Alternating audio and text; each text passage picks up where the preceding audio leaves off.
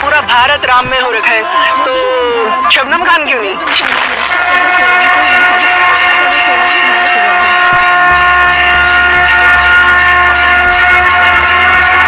और हम लोग जो भी हैं, भारत का जो भी मुसलमान है, सब प्रभु श्री राम के ही वंशज हैं और प्रभु श्री राम हमारे पूर्वज हैं।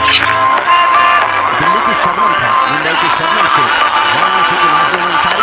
अल्लाह का इस्लाम मानिए, इन मुल्लाओं का इस्लाम मत मानिए। दिल्ली की शबनम खान, मुंबई की शबनम शेख, वाराणसी की नाज़नीन अंसारी और नजमा परवीन और अलीगढ़ की रूबी खान।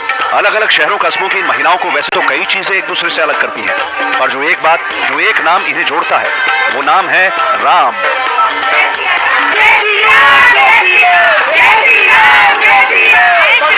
ये महिलाएं वैसे तो धर्म से मुस्लिम हैं, इस्लाम को मानती हैं। इनका विश्वास जितना पैगंबर मोहम्मद पर है, उतनी ही इनकी आस्था प्रभु श्री राम पर भी है। 22 जनवरी को अयोध्या के भव्य मंदिर में शीश नवाने, रामलला के आगे मत्था टेकने की इनकी ख्वाहिश है, और इसी ख्वाहिश को पूरा करने कोई मुंबई से निकली है, कोई दिल्ली से, कोई बनारस से। मुंबई से अयोध्या के लिए चली शबनम शेख अपना 19 दिनों का सफर पूरा कर रही है। प्रभु राम ने जब उन्हें बुलाया तो भगवा ध्वज हाथ में लेकर जय श्री राम का नारा लगाते हुए निकल गई। भोपाल से निकलकर शबनम अब मध्य प्रदेश के विदिशा पहुंच चुकी है। शबनम का सफर जितना लंबा है, उतना ही मुश्किल भी। कट्टरपंथी मौलानाओं से उसे धमकी मिल रही है। मुसलमानों के नाम पर राजनीति करने वाले नेता तरह तरह के बयान दे रहे हैं, पर इन सब का शबनम पर कोई फर्क नहीं पड़ता। जय जय श्री राम। सोचिए, जिन मुस्लिमों को सालों साल से राम मंदिर के नाम से डराया गया हो, बाबरी मस्जिद की कहानी सुना सुनाकर उन्हें भरमाया गया हो, उन्हीं मुसलमानों में से एक बुर्का पहनी लड़की निकलती है, गले में जय श्री राम का पटका पहनती है और रामलला के मंदिर की प्राण प्रतिष्ठा में शामिल होने के लिए चल देती है। देखिए, मैं तो बोलती हूँ हर मस्जिद में, हर मदरसे में राम जी के बारे में बताना चाहिए, क्योंकि राम जी एक बोलता है ना, इस धरती से जुड़े हुए, हर जगह इनकी चर्चा होनी चाहिए, क्योंकि हर हिंदू जानता है मस्जिद क्या होता है, मौलाना क्या होता है, अल्लाह क्या है, नबी क्या है। तो अगर ये चीज़ें मस्जिद में भी बताया जाएगा उनके बारे में तो बहुत अच्छी बात है। देखिए, आज राम धुन पूरे भारत में ही नहीं, पूरी दुनिया में राम धुन चल रहा है। शबनम शेख की तरह ही एक और शबनम दिल्ली से अयोध्या अपनी यात्रा पर निकली है। मंजिल अयोध्या है, मकसद भव्य राम मंदिर में रामलला के दर्शन करना है। शबनम खान यूपी के बदायूं तक पहुंच गई है। ठंड और घने कोहरे के बीच जो एक नाम शबनम को आगे चलते रहने की प्रेरणा दे रहा है, वो प्रभु श्री राम का है। शबनम का अयोध्या तक चलना जहां भारत की धार्मिक एकता को मजबूत कर रहा है, वहीं उन कट्टरपंथियों के इरादों को कमजोर भी कर रहा है, जो इस्लाम के नाम पर मुसलमानों को बरगलाते आए। मैं कैसे बताऊं, सनातनी हिंदू जिनको हम लोग बोलते हैं, भाई आपको तो मैं सलाम करती हूँ, इसलिए कि वो आप एक इंसान में भी प्रभु श्री राम के दर्शन कर लेते हैं। इतने बुजुर्ग, इतनी बूढ़ी माएं पैर छूती हैं, हमारी नहीं छू रही हैं वो। आप समझिए इस बात को, उनको प्रभु श्री राम नजर आते हैं। ये है सनातनी हिंदू। और एक तरफ वो ऐसी जी हैं जिन्हें राम में भी राजनीति करनी है। तो मैं बोल रही हूँ, हमेशा जो मैं कहती हूँ, अल्लाह का इस्लाम मानिए, इन मुल्लाओं का इस्लाम मत मानिए। शबनम खान असदुद्दीन ओवैसी और उनके जैसे नेताओं को जवाब देती हैं। ये वही लोग हैं जिन्हें ना तो भगवान राम स्वीकार थे और ना ही राम मंदिर स्वीकार है। अपने राजनीतिक एजेंडे चलाने की मजबूरी ऐसी है, जिसने ना तो इन्हें कभी सुप्रीम कोर्ट का फैसला मानने दिया और ना ही बाबरी मस्जिद को भूलने दिया। जब तक दुनिया रहेगी सौ संघ परिवार, हम हिंदुस्तान में बाबरी मस्जिद की शहादत का जिक्र करते रहेंगे। दुनिया को बताएंगे कि तुमने जाकर सुप्रीम कोर्ट से वादा किया था कि मस्जिद के ईंट को हाथ नहीं लगाया जाएगा। तुम्हारे लोगों ने मस्जिद को शहीद किया और हमारी मस्जिद जो 550 साल से वहां पर थी, जहां पर हमने हैया अल सलाह और हैया अल फलाह की सदाएं दी, तुमने मस्जिद को शहीद किया और मोमेंटों के तौर पर तुमने ईंट को उठाकर लेकर गए। हम अपने बच्चों को सिखाकर जाएंगे इस दुनिया से, अगर हमारी सिस्कियां बाकी रहेंगी तो हम कलमा भी पढ़ेंगे और कहेंगे बाबरी मस्जिद की शहादत को याद रखो। शबनम खान मुसलमानों के उस वर्ग का प्रतिनिधित्व करती हैं जो ये मानता है कि बाबर ने प्रभु राम के मंदिर को तोड़कर वहां गलत तरीके से मस्जिद बनवाई। उन मुसलमानों का चेहरा है जो गलत इतिहास को सिरे से नकार रहा है।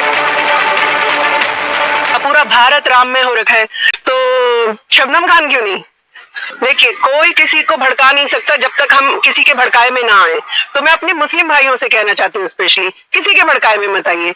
राह एक ही है, उसे अल्लाह पाक कहकर चलिए या प्रभु श्री राम कहकर चलिए, बात एक ही है ना। बाहर नहीं निकलना, ये दंगा हो जाएगा, ऐसे डराते थे ये लोग हमें। राम मंदिर के नाम से डराया, कभी बाबरी मस्जिद के नाम से डराया। बाबर से हमारा क्या लेना देना? बाबर की मस्जिद यहाँ पर क्यों आएगी भाई? बाबर अपने वहां बनाता जहां भी बनानी थी उसको मस्जिद। मैं तो बोल रही हूँ कि सारे मुसलमानों को मैं रिप्रेजेंट कर रही हूँ, जो नहीं पहुंच पा रहे। दिल में है कि हम जाएं, लेकिन जाने नहीं दे रहे ऐसे लोग। तो ये झंडा उन सबको डेडिकेटेड है, चाहे वो हिंदू भाई हो, मुस्लिम भाई हो, जो भी भारत का निवासी वहां तक नहीं पहुंच पा रहा, मैं पैदल चल के प्रभु श्री राम के सामने उन सब के लिए भी दुआ करूंगी। पूरा भारत राममय हो गया है तो शबनम खान क्यों नहीं? इस देश की असल आत्मा यही है।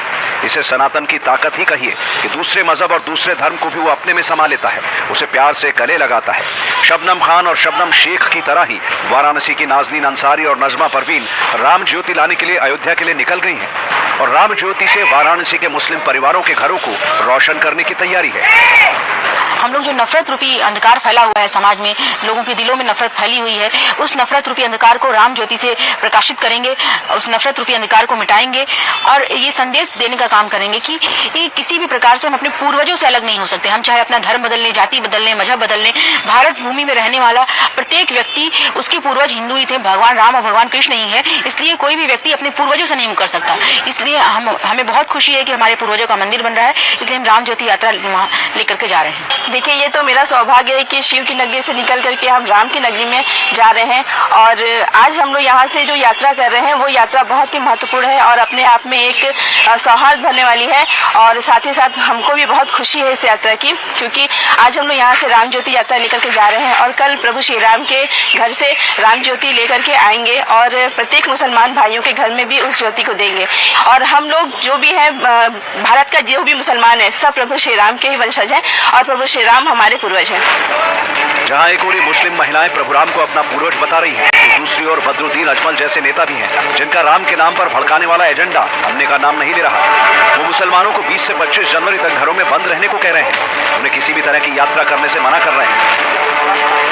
20 तारीख का 25 तारीख केউ যে ট্রেনে পুরো ভারতবর্ষ এই যে রাম জন্মভূমির মূর্তি রাখা রামের মন্দির রাখা ওই দিন তারা পুরো পৃথিবী দেখতে লাখ লাখ আর ভারতবর্ষ থেকে তো টাকা দিচ্ছে গাড়ি বাস ট্রেন স্পেশাল ট্রেন সব এর জন্য বিজেপির প্ল্যান বহুত বড়। বিজেপি আমাদের সবচেয়ে বড় শত্রু, জানের শত্রু, দিনের শত্রু, ইমানের শত্রু, আজানের শত্রু, মাদানের শত্রু, মসজিদের শত্রু। साफ है कि बदरुद्दीन अजमल डरे हुए हैं, खौफजदा हैं। उन्हें पता है अगर ये बांटने वाली पॉलिटिक्स नहीं की तो डर दिखाकर वोट बटोरने वाला उनका बना बनाया खेल बिगड़ सकता है। नाज़रीन और नजमा की पैदल यात्रा ही उनके इस डर का कारण है।